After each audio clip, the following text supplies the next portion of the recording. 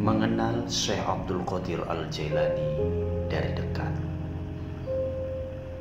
Nama lengkapnya adalah Abdul Qadir Ibnu Abi Sholih Abdullah Ibnu Jamki Busat Al-Jailani. Al-Jailani itu dinisbatkan pada Jil, satu daerah di belakang Tabaristan. Di tempat itulah tokoh ini dilahirkan. Selain Jil, tempat ini disebut juga dengan Jailan atau Kilan. Beliau, Syekh Abdul Qadir Jailani, dilahirkan tahun 371 Hijriah.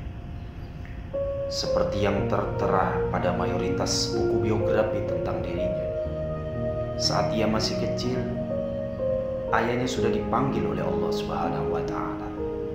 Beliau tumbuh sebagai anak yatim dan menghabiskan fase pertama dalam hidupnya bersama ibunda tercinta. Saat memasuki usia remaja, ia punya tekad yang kuat untuk pergi ke Baghdad demi mencari pengetahuan. Akhirnya tekadnya itu menghantarkannya mencapai Baghdad pada tahun 488 Hijriah. Tahun itu berketepatan dengan keputusan Imam Abu Hamid Al-Ghazali untuk meninggalkan tugas yang mengajar di Universitas Nizamiyah Baghdad. Sang imam ternyata lebih memilih melakukan ujlah. Saat pergi pertama sekali, ibunya membekalinya uang sebanyak 40 dinar, dan uang itu dipergunakannya untuk memenuhi kebutuhan hidupnya.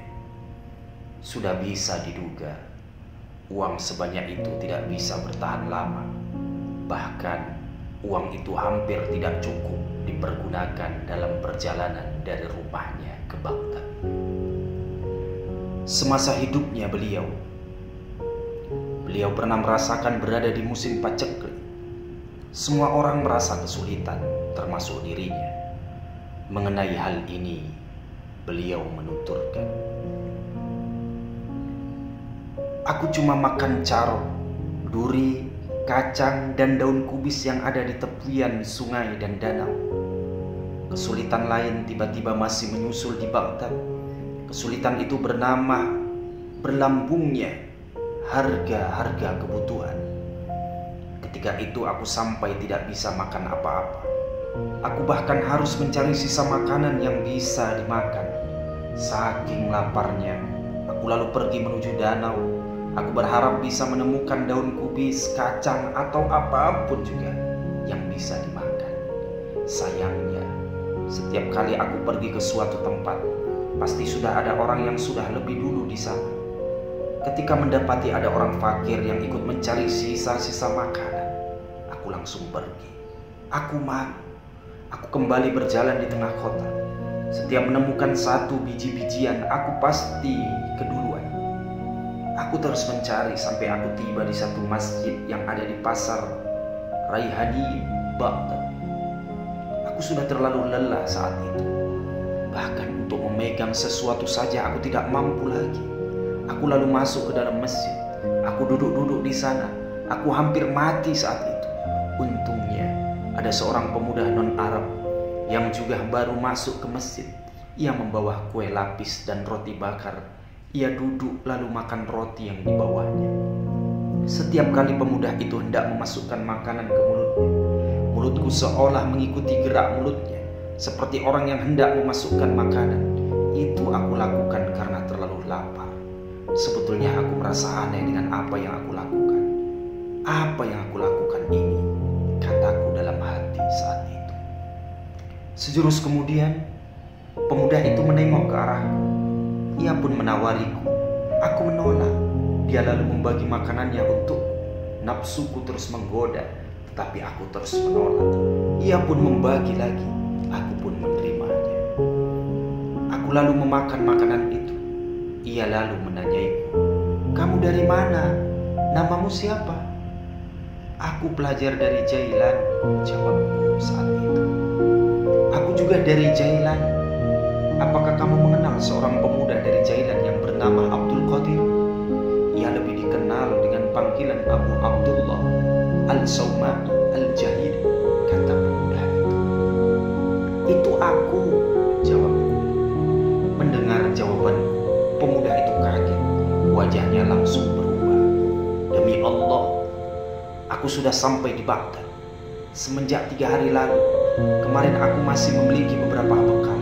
Aku sudah bertanya kemana-mana tentang keberadaanmu, tetapi tidak ada yang membantu. Aku pun menghabiskan bekalku selama 3 hari. Aku tidak menemukan apa yang bisa aku makan, kecuali yang sedang kita makan ini. Padahal kematian sudah mengancam. Aku pun memutuskan kue lapis dan roti bakar itu aku berikan padamu. Makanlah. Habiskan saja, itu untukmu. Sekarang aku tamumu. Sebelumnya kamu memang tamuku, kata pemuda itu. Aku lalu bertanya padanya, apa itu? Ibuku menitipkan 8 dinar untukmu. Aku pakai sebagiannya untuk membeli roti ini karena terpaksa. Aku benar-benar minta maaf padamu ya. Mendengar itu, aku pun menenangkannya. Aku memuji pemuda itu. Aku pun menyerahkan sisa makanan dan sedikit emas. Dia pun menerimanya, lalu pergi. Abdul Qadir Al-Jailani muda barulah sadar kalau ibunya selalu mengiriminya sejumlah uang. Sebagiannya sampai kepada dirinya dan sebagiannya lagi tidak sampai. Baghdad terlalu besar. Ia tidak mungkin mengetahui hal serumit itu sebelumnya. Tentang kehidupan intelektual, Syekh Abdul Qadir Jailani memulai kehidupan intelektualnya sesampainya di Baghdad pada tahun 488 Hijri. Saat itu Baghdad menjadi pusat ilmu pengetahuan Islam. Semua ahli dari berbagai disiplin ilmu ada di sana. Ia mengembara ke sekolah-sekolah fikih dan forum pengkajian hadis.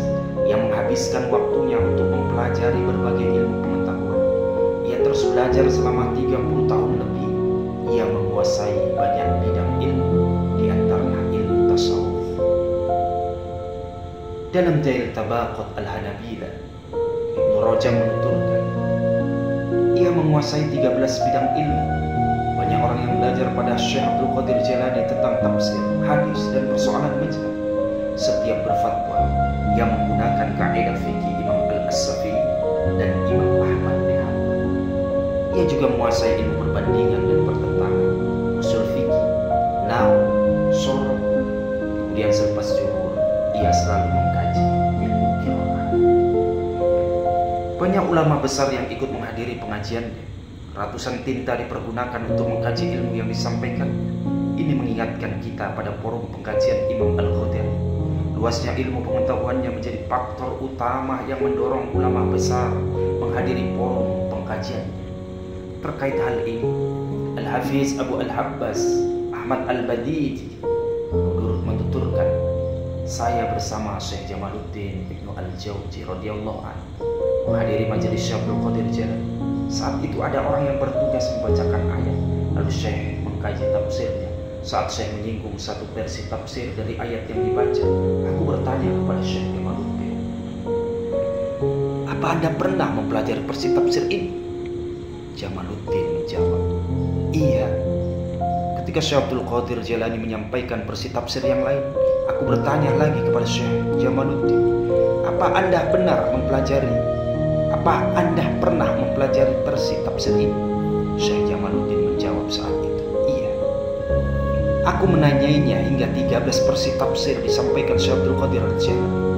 Semuanya masih dijawab iya oleh Syekh Jamaluddin. Kemudian Syekh Abdul Qadir masih menyebutkan versi tafsir yang lain dari ayat yang sama. Aku bertanya lagi pada Syekh Jamaluddin ihwal sisi tafsir yang ke-14 itu, yang langsung dijawab tidak. Ternyata Syekh Abdul Qadir Jailani masih meneruskan hingga versi tafsir yang ke-40. Setelah versi tafsir yang ke-14, ternyata semuanya tidak diketahui Syekh Jamaluddin. Ia pun terkagum-kagum dengan begitu luasnya cakrawala ilmu Syekh Sufi ini. Al-Nawawi radhiyallahu anhu menuturkan, Syekh Abdul Qadir itu guru para pemuka ulama mazhab Syafi'i dan mazhab Ahmad bin Hanbal di Baghdad. Ia sudah mencapai puncak ilmu pengetahuan yang berkembang saat itu. Muridnya tak terhitung jumlahnya, dan para ulama telah sepakat untuk menghormati dan memakai pendapatnya serta merujuk kepada hikmah. Salah satu yang menunjukkan posisi intelektualnya adalah informasi yang dikutip oleh putra Syekh Abdul Qadir yang bernama Syekh Abdul Ar-Rajab berikut ini. Ada fatwa kontroversial yang berasal dari wilayah non-Arab ke Baghdad. Setelah ditunjukkan pada seluruh ulama Irak, tidak ada jawaban yang memuaskan dari semua ulama Irak yang dimintai pendapat. Fatwa itu sebagai berikut. Pendapat para ulama terkait seorang lelaki yang bersumpah mencerai 3 dan memutuskan beribadah sendirian pada Allah Azza wa Jalla untuk ibadah yang seharusnya dilakukan bersama-sama. Lelaki itu lalu tidak melakukan ibadah apapun. Para ulama memberi fatwa untuk membayar orang lain. Fatwa itu pun akhirnya sampai juga di telinga ayahku, Syekh Abdul Qadir Jailani. Ia pun dengan cepat langsung menulis. Ia datang ke Mekah, bawa ke tempat tawaf, tetapi dia ditempatkan terpisah dari jamaah yang lain. Lalu ia tawaf sebanyak 7 kali putaran. Dengan begitu, sumpahnya itu gugur. Orang yang menjadi objek fatwa tanpa perlu menunggu waktu lama di Baghdad, malam itu juga ia langsung menuju Mekah. Hal ini tertulis dan dirujuk dari kitab Qala'id Al-Jawahir halaman 37. Dan tentang Syekh Abdul Qadir Jailani ini tertulis di dalam kitab Futuhul Khair.